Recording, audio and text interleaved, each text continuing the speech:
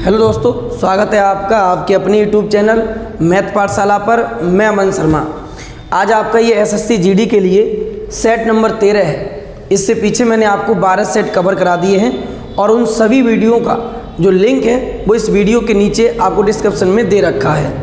तो आपको जैसे पता है कि आज एसएससी जीडी का फाइनल रिजल्ट आ चुका है 2021 वाली वैकेंसी का, जिसमें अपने यहाँ कोचिंग संस्थान से 5 स्टूडेंट का फाइनल सिलेक्शन हुआ है, जिसमें उत्कर्ष शर्मा है, देवेश मीना जी हैं और वहीं पर राजेश मीना जी हैं और आपका अतुल कुमार है, संदीप कुमार है।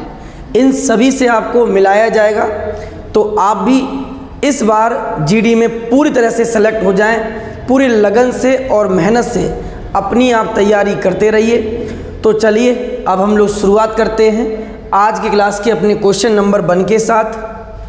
देखिए, क्वेश्चन नंबर 1 कहता है मानव का हृदय का जो प्रत्यारोपण था वो पहली बार किस वर्ष किया गया था। तो आप बड़े ध्यान से सुनना आप बात को। यहाँ पर मानव के हृदय का प्रत्यारोपण विश्व में सबसे पहली बार 1967 में दक्षिण अफ्रीका में किया गया था। कहाँ हुआ है? तो दक्षिण अफ्रीका में हुआ है। और दक्षिण अफ्रीका में किसके द्वारा? डॉक्टर क्रिश्चियन बनार्ड शॉ के द्वारा सबसे पहले किया गया। तो विश्व में सबसे पहले हृदय का जो प्रत्यारोपण हुआ है वो कब हुआ है? 1967 में दक्षिण Africa doctor Christian Barnard Shaw के द्वारा किया गया। और यहीं पे याद रखोगे, भारत में प्रथम बार हृदय का जो प्रत्यारोपण हुआ है वो 1994 में हुआ था और ये हुआ है के वेणुगोपाल के द्वारा। के वेणुगोपाल के द्वारा किया गया है, याद रखना है। और ये कहाँ किया गया? तो दिल्ली एम्स में किया गया। ठीक है, बोलो बात क्लियर हो गई। तो भारत में पहली बार हृदय का प्रत्यारोपण 1994 में किसके द्वारा? तो के वेणुगोपाल के द्वारा। विश्व में पहली बार 1967 में किसके द्वारा? डॉक्टर क्रिश्चियन बनार्ड शॉ के द्वारा किया गया। मानव के हृदय में चैम्बर कितने होते हैं? तो सबको याद रखना है, हृदय में 4 चैम्बर होते हैं। कितने चैम्बर होते हैं? 4 चैम्बर होते हैं। ये दोनों ऊपर के आलिंद होते हैं, दोनों नीचे के ये अपने पास निलय होते हैं। दायां आलिंद, दायां निलय, बायां आलिंद और बायां निलय होता है। ठीक है, जिसमें पूरे शरीर में जो रक्त का संचरण होता है वो याद रखना है आपका कहाँ से होता है? तो बायां निलय से। बायां निलय से शरीर में रक्त का संचरण किया जाता है, ये आपको याद रखना है। बोलो यहाँ तक बात क्लियर हो गई। अगले क्वेश्चन पे आगे बढ़ा जाए। चलिए नेक्स्ट क्वेश्चन देखिए। अगला क्वेश्चन नंबर 2, ये आपका हृदय का इमेज है जिसमें दायां निलय और आलिंद के बारे में आपको बताया गया है। ठीक है, आगे आइए। प्रथम भारतीय cricket club the Calcutta cricket club की स्थापना किस वर्ष की गई थी? याद रखना, वेरी वेरी इंपॉर्टेंट क्वेश्चन है एग्जाम के हिसाब से। तो प्रथम भारतीय cricket club the Calcutta cricket club की स्थापना कलकत्ता में ही की गई है। और ये कब की गई? 1992 में। कब की गई है? 1992। यहीं पे याद रखना, भारतीय क्रिकेट कंट्रोल बोर्ड बीसीसीआई की स्थापना कब की गई? 1928 में। अंतर्राष्ट्रीय क्रिकेट संस्था आईसीसी की स्थापना कब की गई है? 1909 में। आईसीसी की स्थापना कब की गई है? 1909 में। और इसका मुख्यालय कहाँ है? याद रखना है, इसका मुख्यालय है दुबई में। कहाँ इसका मुख्यालय है? दुबई में इसका मुख्यालय है। ठीक है, एक वेरी इंपॉर्टेंट क्वेश्चन हो जाता है। सहरसा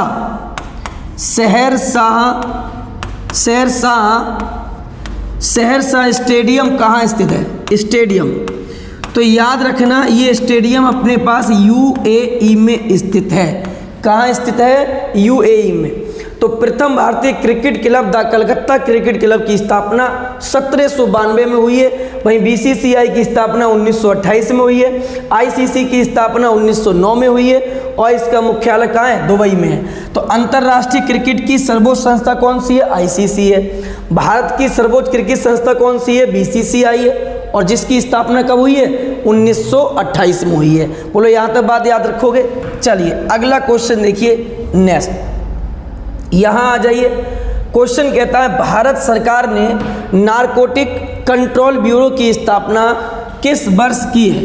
तो याद क्या रखोगे, नारकोटिक जो कंट्रोल ब्यूरो होता है इसका काम क्या होता है? तो जो ड्रग होता है, ड्रग की तस्करी रोकना, ड्रग की तस्करी को रोकना इसका कार्य होता है, ये ध्यान रखना है। और नारकोटिक कंट्रोल जो ब्यूरो की स्थापना हुई है वो 1986 में की गई है। कब की गई है? 1986 में।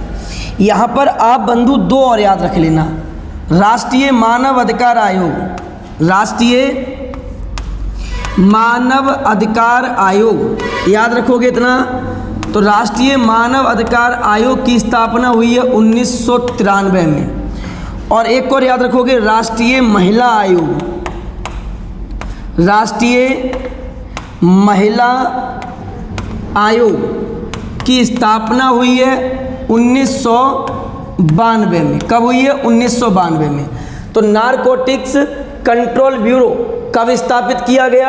1986 में इसकी स्थापना हुई है। और वहीं इसका जो मुख्यालय है, ये मुख्यालय नई दिल्ली में स्थित है। नारकोटिक कंट्रोल ब्यूरो का मुख्यालय कहाँ स्थित है? नई दिल्ली में। महिला आयोग की स्थापना कब की गई है? 1992 में। राष्ट्रीय मानव अधिकार आयोग की स्थापना कब की गई? 1993 में। यहाँ तक आपकी बात क्लियर हो गई। अच्छे से दोस्त आप प्रॉपर वे में नोट्स बनाते रहना, और ये मेरा आपसे वादा है। मैं फिर एक बार कहता हूँ, यदि आप अच्छे से नोट्स तैयार कर लेते हैं और उनका रिवीजन करते हैं, आपका एक भी क्वेश्चन टच से मिस नहीं होगा, ये मेरा आपसे वादा है। तो मेहनत करते रहिए आप लोग, और ज़रूर एंड में जाके आपको सफलता मिलेगी और पेपर 101% क्वालिफाई होगा। ठीक है, चलिए अगला क्वेश्चन आइए। नेक्स्ट क्वेश्चन देखिए, नासा का मुख्यालय कहाँ स्थित है? तो सबसे पहले आपको ये पता होना चाहिए नासा है क्या। तो नासा एक अमेरिकी अंतरिक्ष एजेंसी है। क्या है? अमेरिका अंतरिक्ष एजेंसी है नासा। ठीक है, और नासा का जो मुख्यालय है वो कहाँ स्थित है? वाशिंगटन डीसी में स्थित है। नासा की स्थापना याद रखना है, नासा की स्थापना कब हुई है? तो 1958 में हुई है। जैसे भारत की अंतरिक्ष एजेंसी कौन सी है? इसरो है। ऐसे अमेरिका की अंतरिक्ष एजेंसी क्या है? नासा है। अब कभी कभी एग्जाम में क्या करता है, अंतरिक्ष एजेंसियां आपसे पूछ लेता है, तो मैंने सभी को एक ही स्लाइड में उनको लिया है। अब आप आराम से देखिएगा, देखो इधर, यहाँ आ जाइए। नासा अंतरिक्ष एजेंसी कहाँ की है? अमेरिका की है। उसके बाद RFSA रूस की है। ठीक है, ISA यूरोप की है, इसरो भारत की है, CNSA चीन की है, JAXA is very very important, JAXA कहाँ की है? तो JAXA जापान की एजेंसी है। SSI कहाँ की है? कैलिफोर्निया की है, SSI।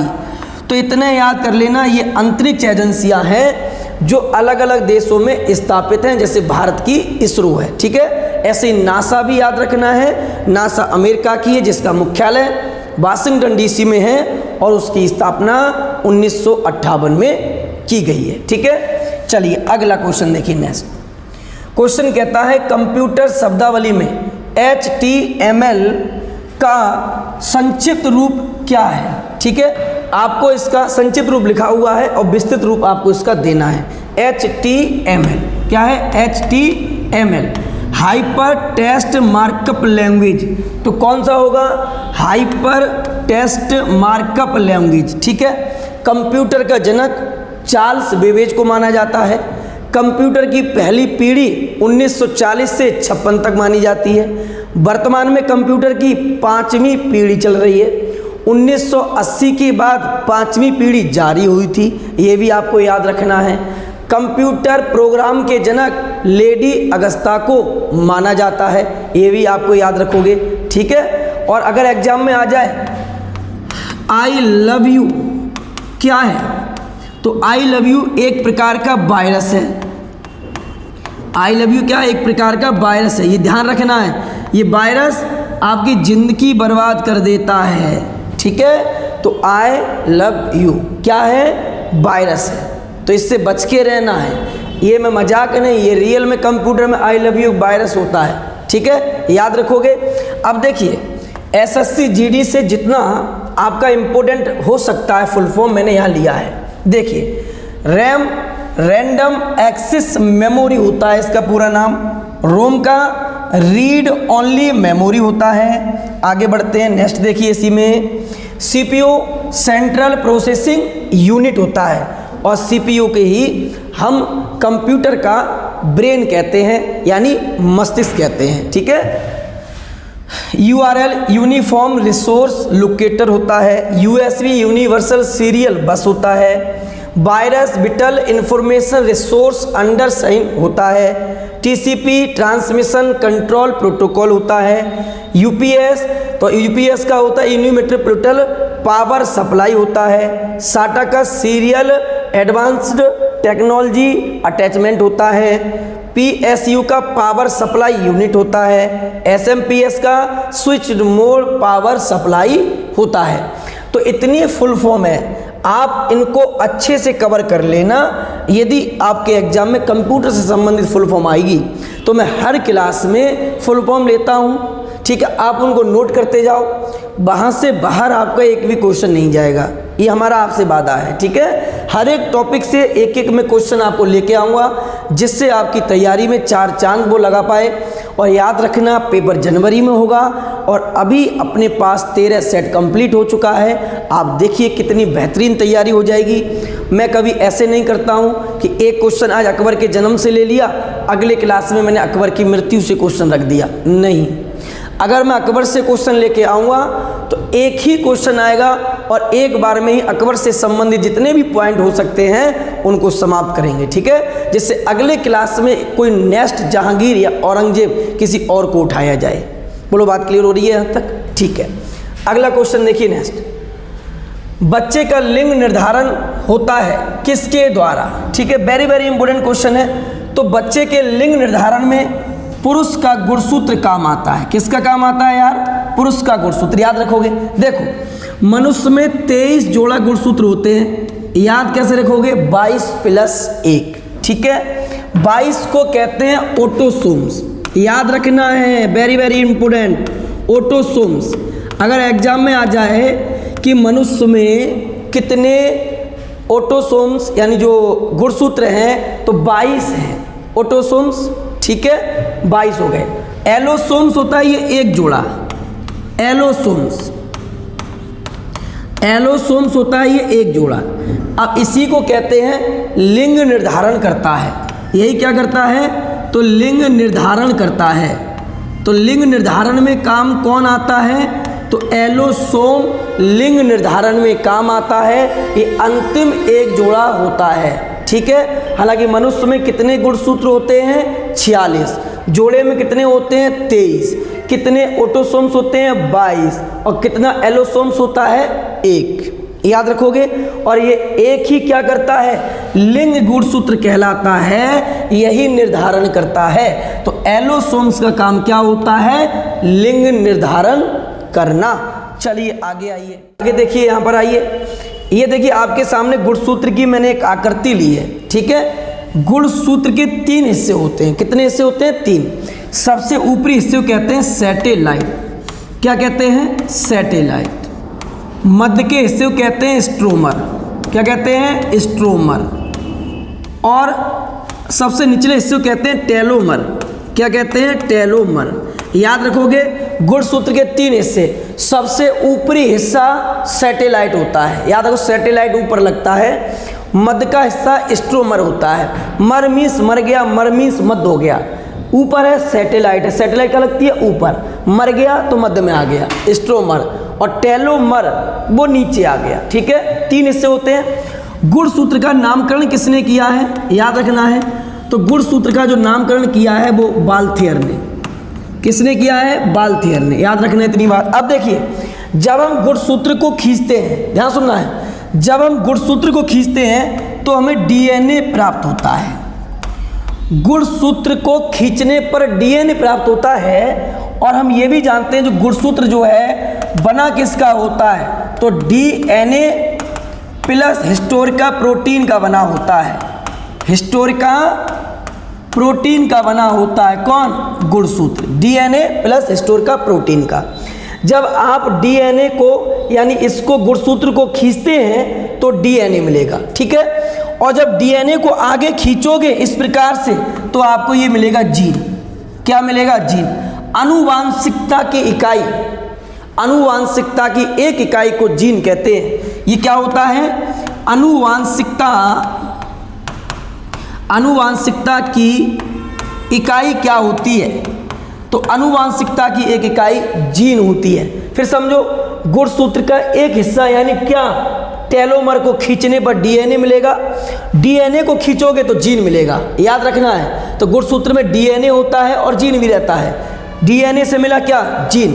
तो गुणसूत्र की सबसे छोटी इकाई क्या हो जाएगा? जीन हो जाएगा। गुणसूत्र की सबसे छोटी इकाई जीन हो जाएगा। और याद रखना है, ये जो बीच में आप देख रहे हैं यहाँ पर क्या होता है, याद रखोगे, ATGC यानी एडेनिन थाइमिन के साथ जोड़ा बनाए रखता है और ग्वामीन साइटोसिन के साथ। याद रखना, एडेनिन थाइमिन के साथ जोड़ा बनाता है, थाइमिन के साथ। और यहाँ पर ये ग्वामीन है, ग्वामीन जो है वो साइटोसिन के साथ जोड़ा बनाता है। तो याद कैसे रखोगे? ATGC, ठीक है। और ये जब जोड़ा बन जाते हैं, इन चारों को मिलाकर कहते हैं न्यूक्लियोटाइड। न्यूक्लियोटाइड याद रखना है, न्यूक्लियोटाइड कहते हैं। बोलो, बात क्लियर हो गई। फिर समझो, गुणसूत्र को खींचने पर डीएनए मिलेगा, डीएनए को खींचने पर जीन मिलेगा। तो गुणसूत्र की छोटी इकाई जीन हो जाएगी, आनुवंशिकता की एक इकाई जीन हो जाएगी। बोलो, बात क्लियर हो गई। उसके बाद जीन के अंदर न्यूक्लियोटाइड पाए जाते हैं। वो न्यूक्लियोटाइड कौन कौन से होते हैं? Adenine, ATGC, adenine, thymine, guanine, cytosine के साथ पेयर में ये रहते हैं। और याद रखना, वेरी वेरी इंपॉर्टेंट है कि गुणसूत्र के 3 हिस्से, सैटेलाइट, स्ट्रोमर और टेलोमर, ठीक है। नामकरण किसने किया है? बाल्थियर के द्वारा इसका नामकरण किया गया है। चलिए अगला क्वेश्चन देखिए, नेक्स्ट। अब यहाँ पर कुछ और देख लीजिए। देखिए, जीवाणु में गुणसूत्र 1 होता है तो सबसे कम गुणसूत्रों की संख्या जीवाणु में पाई जाती है। मटर में 14 होते हैं, वेरी वेरी इंपॉर्टेंट, याद रखना।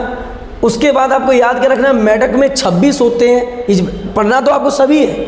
मेढक में 26, मानव पढ़ा चुका हूँ, आलू 48, चिंपैंजी 48, तंबाकू 48। और वहीं पर टेरिडोफाइट्स में सर्वाधिक होते हैं कितने? 1600। कितने होते हैं? 1600। बोलो, बात क्लियर होगी यहाँ तक। चलिए अगला क्वेश्चन आइए। क्वेश्चन कहता है, उस रसायन का नाम बताइए जो आम को पकाने में काम आता है। इस वेरी वेरी इंपॉर्टेंट क्वेश्चन है, आम को पकाने में कौन सा रसायन काम आता है। अब देखिए, कैल्शियम कार्बोनेट। क्या होगा? Calcium carbonate. ध्यान रखना, कैल्शियम कार्बोनेट में यदि हम जल जोड़ देते हैं, H2O जोड़ देते हैं, तो ये बन जाता है C2H2। क्या बने? C2H2 यानी एसिटिलीन गैस बन जाती है, एसिटिलीन गैस बन जाती है, ठीक है। और इसका काम होता है प्राकृतिक रूप से फलों को पकाने में मदद करती है, ठीक है। और उसके बाद एक याद रखना, C2H4 ये एथिलीन होती है, ये एथिलीन होती है। और ये क्या करती है? एथिलीन प्राकृतिक रूप से फलों को पकाने में मदद करती है। तो प्राकृतिक रूप से फलों को पकाने में मदद करेगी एथिलीन, कृत्रिम रूप से फलों को पकाने में मदद करेगी कौन? एसिटिलीन। और इसमें सहायक होता है, कैल्शियम कार्बोनेट में जल मिला दोगे तो एसिटिलीन गैस आपको प्राप्त हो जाती है, ठीक है। चलिए अगला क्वेश्चन देखिए, नेक्स्ट। यहाँ पर कुछ मैंने धातुओं से संबंधित पॉइंट लिए हैं, आपकी जीडी के हिसाब से इज वेरी इंपॉर्टेंट। देखिए, रणनीति धातु किसे कहते हैं? तो टाइटेनियम है, ठीक है, टाइटेनियम। सबसे कठोर धातु प्लेटिनम होती है। वीडियो सक्रिय द्रव धातु, अच्छा ये गलत लिखा हुआ है, सबसे ज़्यादा विद्युत सक्रिय द्रव धातु कौन सी है? फ्रांसियम होती है। वायुयान निर्माण में उपयोग धातु कौन सी होती है? पैलेडियम होती है, ठीक है। धातुओं का राजा सोना होता है। यशत पुष्प जिंक ऑक्साइड को कहते हैं, इज वेरी वेरी इंपॉर्टेंट। यसद पुष्प किसे कहा जाता है? तो जिंक ऑक्साइड के लिए। सफ़ेद स्वर्ण प्लेटिनम को कहा जाता है। सबसे भारी प्राकृतिक तत्व कौन सा है? यूरेनियम है। सबसे भारी प्राकृतिक तत्व कौन सा है? यूरेनियम है। अच्छे से नोट कर लेना आप लोग। चलिए आगे बढ़ते हैं। नेक्स्ट देखिए, यहाँ आइए। क्वेश्चन कहता है हजामत का शीशा कौन सा होता है? अभी पहचान लोगे, आराम से समझना। दो दर्पण होते हैं, एक होता है अवतल दर्पण और एक होता है उत्तल दर्पण। दर्पण होते हैं दो, उत्तल अवतल। कैसे याद करना? देखो, अवतल का काम होता है प्रकाश की किरणों को सिकोड़ देना। ये क्या करता है? मैं लिख ही देता हूँ। प्रकाश की किरणों को सिकोड़ता है, प्रकाश की किरणों को सिकोड़ता है, ठीक है। और जब प्रकाश की किरणों को ये सिकोड़ेगा, आराम से समझना है, यानी प्रकाश की किरणों को पास लेके आने का काम होता है अवतल का। तो इसका मतलब जो प्रतिबिंब है वो कैसा बनेगा? वास्तविक बनेगा। ध्यान रखना, अवतल दर्पण में प्रतिबिंब वास्तविक और एवं उल्टा बनता है, वास्तविक एवं उल्टा बनता है। अब देखिए, जहाँ जहाँ प्रकाश चिपक के चलता है यानी सटके चलता है, वहाँ आप जो दर्पण का प्रयोग करोगे वो दर्पण कौन सा होगा? अवतल दर्पण होगा। जैसे सर्च लाइट में तो आप देखते हैं लंबी दूरी आप देखते हैं सर्च लाइट से, तो वहाँ क्या होना चाहिए? प्रकाश सटके चलना चाहिए, चिपक के चलना चाहिए। तो अवतल दर्पण में नाक कान आँख के डॉक्टर के द्वारा यदि वो कान चेक करेगा तो आपके कान में पतली सी बारीक सी रोशनी जाती है, यानी प्रकाश वहाँ भी चिपक के चलता है, तो वहाँ भी क्या होगा? अवतल दर्पण होगा। हजामती दर्पण में आपका प्रतिबिंब जब ही बनेगा जब प्रकाश स्थायी और एक जगह पर मिलेगा, ठीक है। सॉरी, तो यहाँ पर आपका आंसर क्या हो जाएगा? अवतल दर्पण हो जाएगा। क्या हो जाएगा? अवतल दर्पण। बोलो बात क्लियर। उत्तल दर्पण का काम होता है प्रकाश की किरणों को बिखेर देना, प्रकाश की किरणों को ये बिखेर देता है, ये इसका कार्य होता है, बिखेर देना। तो इसका प्रतिबिंब वास्तविक नहीं बनेगा, इसका प्रतिबिंब कैसा बनेगा? काल्पनिक यानी आभासी और उल्टा बनेगा, सीधा बनेगा। काल्पनिक, आभासी एवं सीधा प्रतिबिंब बनता है किसमें? उत्तल दर्पण में। अब इसका प्रयोग वहाँ कर लोगे जहाँ जहाँ प्रकाश की किरणें फैलती हुई नजर आती हैं। जैसे रोड पर सोडियम परावर्तक लैंपों में आपने देखा होगा कि दूर से आप जब गाड़ी में चल रहे होते हैं तो दूर से आपके लिए सोडियम परावर्तक की लैंप नज़र आती है जो बीच में रोड पर लगी रहती है। उसमें कौन सा होता है? उसमें उत्तल होगा, ठीक है। आप जब भी पहाड़ी इलाकाओं में सफ़र करें तो आप देखते हैं मोड़ पर बड़ा सा एक शीशा लगा हुआ रहता है, वो भी कौन सा होता है? उत्तल दर्पण होता है। जब आप एटीएम मशीन के अंदर जाते हैं तो आप चेक करते हैं कि एटीएम मशीन में भी एक दर्पण लगा हुआ है बराबर में, जहां आपका चेहरा वो बड़ा करके दिखाता है, लेकिन वास्तविक नहीं, आभासी और काल्पनिक दिखाता है। आपने महसूस किया होगा, वहाँ भी कौन सा दर्पण होता है? उत्तल दर्पण होता है। बोलो राइट वन। क्लियर होगी बात यहाँ तक? ओके। अब देखिए हजामत दर्पण में कौन सा हो जाएगा? अवतल दर्पण हो जाएगा। आगे बढ़ा जाए, चलिए नेक्स्ट क्वेश्चन देखिए अगला। यहाँ आइए, निम्न में से कौन सी पंचवर्षीय योजना एक सही नहीं है? मैं पंचवर्षीय योजनाओं के बारे में पूरा डाटा पीछे कवर करा चुका हूँ, तो यहाँ ज़्यादा चर्चा नहीं करूँगा, ये आपको याद रखना है। देखिए, पहली पंचवर्षीय योजना सही है, दूसरी भी सही है, तीसरी पंचवर्षीय योजना सही है, लेकिन चौथी पंचवर्षीय योजना गलत है। क्यों? क्योंकि तीसरी पंचवर्षीय योजना जब चलाई गई, ध्यान रखना, इसमें सर्वाधिक लक्ष्य रखा गया, लेकिन सबसे असफल ये योजना थी क्योंकि भारत चीन युद्ध इसमें हो चुका था।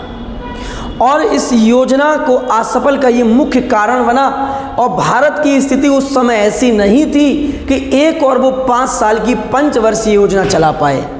भारत सरकार ने इसी दौरान 3 एक वर्ष की वार्षिक योजनाओं को शुरू किया, 66, 67, 68 और 69। याद रखोगे, 3 वार्षिक योजनाओं को शुरू किया था और उसके बाद 69 में 5वीं पंचवर्षीय योजना लागू की गई थी। चौथी पंचवर्षीय योजना जो 74 तक चली थी। इसलिए चौथी पंचवर्षीय योजना आपकी गलत हो जाती है, ये आप याद रखो। हमें आप कमेंट करके बताओगे कि किस पंचवर्षीय योजना में पर्यावरण के बारे में, पर्यावरण संरक्षण के बारे में चर्चा है। पर्यावरण संरक्षण को बल दिया गया है, ऐसी कौन सी पंचवर्षीय योजना थी, आप कमेंट करके बताना। ठीक है, अगला क्वेश्चन देखिए नेक्स्ट, आ जाइए। विश्वव्यापी महान मंदी किस वर्ष हुई थी? पूरे विश्व में अकाल सा पड़ गया था, सभी देशों की अर्थव्यवस्था डगमगा गई थी। वो विश्वव्यापी मंदी अमेरिका से शुरू होती है 1929 में, याद रखोगे। यूएसए से शुरू हुई थी और पूरे विश्व में इस महामंदी का प्रभाव देखा गया था। 1929 इज राइट वन आंसर होगा। चलिए अगला क्वेश्चन देखिए नेक्स्ट, आगे आइए।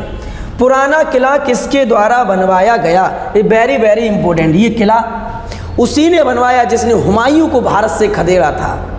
चौसा का युद्ध, बिलग्राम कन्नौज का युद्ध, चौसा 1539, बिलग्राम कन्नौज 1540 में हुमायूं को शेरशाह सूरी ने खदेड़ दिया था। ठीक है, ध्यान रखना है, हुमायूं को शेरशाह सूरी ने खदेड़ दिया भारत से। और पुराना किला का जो बनवाया गया था ये नई दिल्ली में है, और ये किसने बनवाया था? शेरशाह सूरी ने, जिसका वर्तमान मकबरा सासाराम में स्थित है। ठीक है, बाबर के बारे में हम बहुत बार आपको बता चुके हैं, आप हमें कमेंट करो बाबर का प्रथम आक्रमण भारत पे कहाँ था? बाबर का प्रथम आक्रमण भारत पर कहाँ किया गया था और कब किया गया था, आप कमेंट में बताओगे। आगे आइए, औरंगजेब के बारे में थोड़ा सुन लीजिए।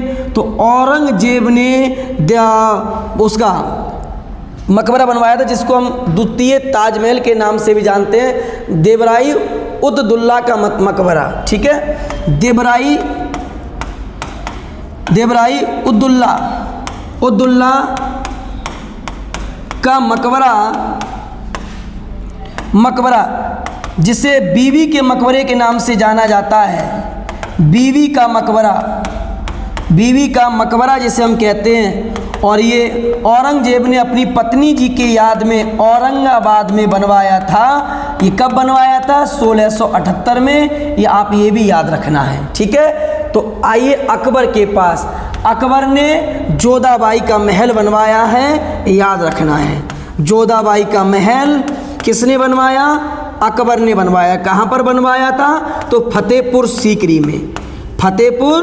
सीकरी में जोधाबाई का महल अकबर के द्वारा बनवाया गया था। और अकबर की भी चर्चा हम बहुत बार कर चुके हैं। ठीक है, औरंगजेब पूरे मुगल काल में एकमात्र ऐसा शासक था कि जिसने अपना राज्याभिषेक एक बार नहीं 2 बार कराया था। ये भी याद रखोगे आप लोग। ठीक है, अगले क्वेश्चन पे आगे बढ़ा जाए। चलिए नेक्स्ट क्वेश्चन देखिए अगला, यहाँ आ जाइए। क्वेश्चन कहता है, निम्न में से किसे भारतीय संविधान के अनुच्छेद 161 के तहत क्षमादान शक्ति प्रदान की गई है? जैसे राष्ट्रपति के पास अनुच्छेद 72 के तहत, राष्ट्रपति के पास अनुच्छेद 72 के तहत क्षमादान शक्ति है। राष्ट्रपति फांसी की सजा को पूरी तरह से माफ कर सकता है, लेकिन राज्यपाल फांसी की सजा को पूरी तरह माफ नहीं कर सकता, आजीवन कारावास में चेंज कर सकता है। तो राज्यपाल की क्षमादान शक्ति 161 में की गई है, आपको याद रखना है। बोलो बात क्लियर हो गई। और राष्ट्रपति की अनुच्छेद 72 में ट्रिक याद रखना राज्यपाल की, रकानी कायोसस, ये राज्यपाल की ट्रिक है, जो अनुच्छेद 153 से शुरू होकर अनुच्छेद 159 तक जाती है। बोलो बात क्लियर। यहाँ पर राज्यपाल का पद है, राज्यपाल का कार्यपालिका का प्रधान है, निर्वाचन है, कार्यकाल है, योग्यताएं हैं, राज्यपाल की शर्तें हैं और राज्यपाल की शपथ है। 159 तो 153 से शुरू होगा और 159 तक जाएगा। रकानी कायोसस, याद रखोगे, रकानी कायोसस। अब देखिए, प्रधानमंत्री होगा, एक मंत्री परिषद का गठन किया जाएगा। इसकी चर्चा अनुच्छेद 74 में की गई है, याद रखोगे।